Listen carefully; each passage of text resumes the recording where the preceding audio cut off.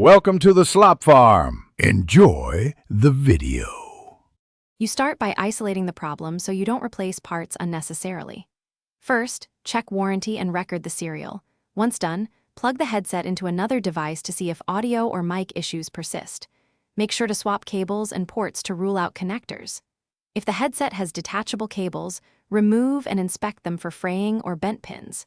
These quick checks tell you whether the issue is software, cable, or internal, and that decides the next steps.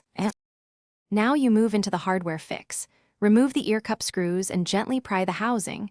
Do this slowly to avoid breaking plastic clips. Once open, visually inspect solder joints and wiring for breaks or cold joints. Tug test each wire lightly to locate intermittent faults. If you find a detached wire, resolder with a fine tip and flux. For damaged cables or a blown driver, swap in a compatible replacement. Take photos as you go so you can reassemble parts in the right order. Finish by reassembling the headset carefully. Align clips, tighten screws finger tight, and reconnect detachable cables.